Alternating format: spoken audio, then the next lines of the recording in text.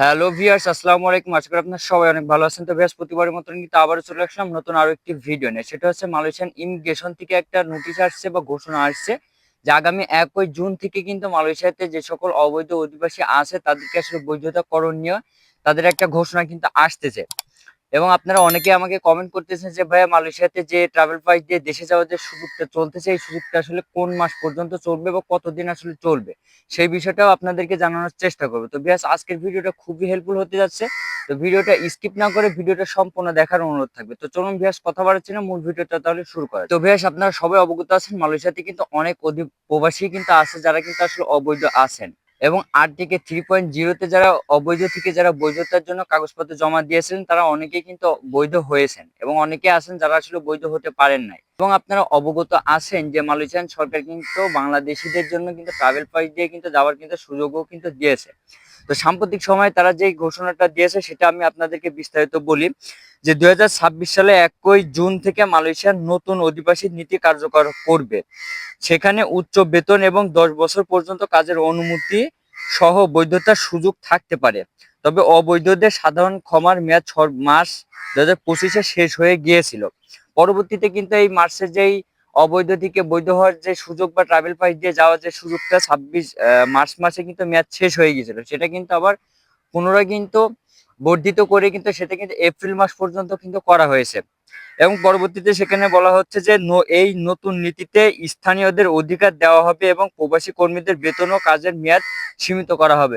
এখানে তারা বলতেছে যে মালয়েশিয়াতে যে সকল স্থায়ী অধিবাসী যারা আছে, যারা এক কথায় যারা মালয়েশিয়ান আছে, তাদের কাজের বেতন এবং কাজের মেয়াদ সীমিত, কাজের মেয়াদ কিন্তু তাদের আসলে বাড়ানো হবে। এবং বিদেশি কর্মী অর্থাৎ প্রবাসী কর্মী যারা আছে তাদের বেতন এবং কাজের মেয়াদ সীমিত করার সিদ্ধান্ত মালয়েশিয়ান সরকার আসলে নিচ্ছে বা নিতে যাচ্ছে।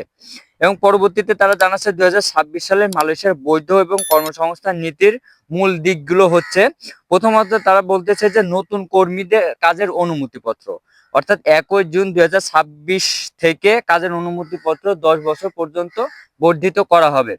অর্থাৎ নতুন কাজের অনুমতি মালয়েশিয়ান সরকার বলতে পারেন এক কথায় যে নতুন কলিং ভিসা বা নতুন করে কাজের অনুমতি মালয়েশিয়ান সরকার 10 বছর পর্যন্ত বাড়ানোর পরিকল্পনা তারা আসলে নিয়েছে।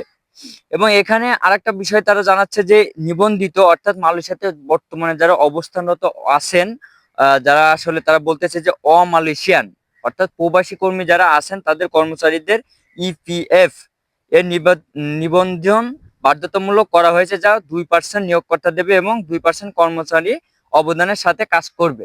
অর্থাৎ আপনারা সবাই জানেন যে মালয়েশিয়ান সরকার কিন্তু ইপিএফ কিন্তু চালু করেছে, যেটা আসলে নিয়োগকর্তা দিবে 2% এবং সেই কর্মী কিন্তু দিবে 2%। এটা মালয়েশিয়ান সরকারের কাছে জমা থাকবে। পরবর্তীতে ওই কর্মী যখন মালয়েশিয়া থেকে কাজ সম্পূর্ণ করে সে দেশে একবার চলে যাবে, তখন সেই টাকাটা তাকে আসলে দেওয়া হবে। এবং সর্বশেষ তারা যে খবরটা জানাচ্ছে সেটা হচ্ছে সাধারণ ক্ষমা, মানে অবৈধদের যারা মালয়েশিয়াতে অবৈধ অধিবাসী যারা আছে তাদের যে সাধারণ ক্ষমাটার ব্যাপারে যে প্রসেসিংটা, সেটা যে আমি ভিডিও শুরুতে কিন্তু বললাম যে মালয়েশিয়াতে যে মার্চ পর্যন্ত আসলে ক্ষমাটা শেষ তারিখ ছিল, যে মার্চ পর্যন্ত অবৈধদের আসলে সাধারণ ক্ষমার হচ্ছে শেষ ছিল। তারা পরবর্তীতে সেই ক্ষমাটা কিন্তু মেয়াদ কিন্তু বর্ধিত করেছে। সেটা হচ্ছে বাংলাদেশে কর্মীদের দেশে ফেরার কর্মসূচি মেয়াদ এপ্রিল 2026 পর্যন্ত কিন্তু বর্ধিত করা হয়েছে। এটা কিন্তু তারা কিন্তু বর্ধিত করেছে।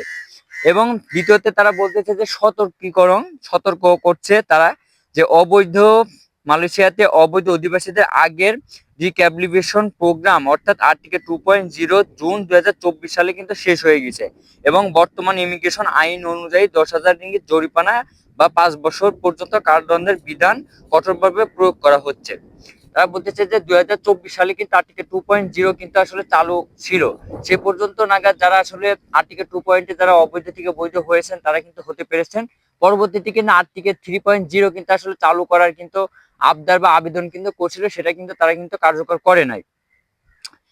এই পর্যন্তই কিন্তু তারা সংবাদ কিন্তু প্রচার করতেছে। এখন কথায় আসা যাক যে আপনারা অনেকে আমাকে কমেন্ট করতেছেন যে ভাইয়া, মালয়েশিয়াতে যে মালয়েশিয়াতে আগামী জুন মাসের 1 তারিখ থেকে হয়তো বা অবৈধ অধিবাসীদের আসলে বৈধতা দেওয়ার সুযোগ কিন্তু মালয়েশিয়ান সরকার কিন্তু করে দিতে পারে। এবং ইদানিং গতকালকের একটা নিউজ আপডেট দেখলাম, সেটাতে কিন্তু মালয়েশিয়াতে কুয়ালালামপুর অর্থাৎ মালয়েশিয়ার বিমানবন্দরে কিন্তু অবৈধ অধিবাসীদের কিন্তু ট্রাভেল পাস দিয়ে দেশে যাওয়ার কিন্তু হিড়িক পড়ে গেছে। যে ঈদের আগে কিন্তু অনেক অবৈধ অধিবাসী যারা আছে তারা কিন্তু আসলে দেশে চলে যাচ্ছে ট্রাভেল পাস দিয়ে বা জরিমানা দিয়ে, কিন্তু তারা কিন্তু দেশে কিন্তু চলে যাচ্ছে। এবং এটা কিন্তু 2026 সালের মার্চ পর্যন্ত কিন্তু ট্রাভেল পাস দিয়ে দেশে চলে যাওয়ার সুযোগটা কিন্তু মালয়েশিয়ান সরকার দিছিল। সেটাকে কিন্তু আসলে মেয়াদ শেষ হয়ে যাওয়ার কারণে সেটাকে কিন্তু বর্ধিত করে কিন্তু মালয়েশিয়ান সরকার কিন্তু 2026 সালে এপ্রিল মাস পর্যন্ত কিন্তু সেই সময় সীমাটা কিন্তু অগ্রগতি বা বর্ধিত কিন্তু তারা করেছে। এখন কথা হচ্ছে যে 1 জুন থেকে অবৈধ অধিবাসীদের কিন্তু বৈধতা দেওয়ার কিন্তু সুযোগটা কিন্তু থাকছে, এবং তার পাশাপাশি কিন্তু ট্রাভেল পাস দিয়ে কিন্তু বা জরিমানা দিয়ে কিন্তু আপনি দেশেও কিন্তু চলে যেতে পারছেন। এখন কথা হচ্ছে যে আপনার চয়েস, আপনি কি ট্রাভেল পাস দিয়ে কিন্তু দেশে চলে যাবেন, নাকি 2 মাস অপেক্ষা করে 1 জুন মাসে আসলে যে অবৈধদের বৈধতা দেওয়ার যে সুযোগটা মালয়েশিয়ান সম্ভাবনা আছে সুযোগটা দেওয়ার, সেই সম্ভাবনার জন্য আপনি ওয়েট করবেন। অবশ্যই আপনি কমেন্ট করে জানাতে ভুলবেন না যে আপনি অবৈধদের বৈধতা চাচ্ছেন নাকি আপনি ট্রাভেল পাস দিয়ে দেশে চলে যেতে যাচ্ছেন। তো ব্যাস আজকের ভিডিওটা এ পর্যন্ত ছিল। যদি ভিডিওটা ভালো লেগে থাকে তো অবশ্যই চ্যানেলটি সাবস্ক্রাইব করবেন এবং পাশে আসা বেল আইকনটি প্রেস করে দেবেন যাতে পরবর্তী আপডেট ভিডিও সবার আগে পৌঁছে যায় আপনার কাছে। সে পর্যন্ত ভালো থাকবেন, সুস্থ থাকবেন। আসসালামু আলাইকুম।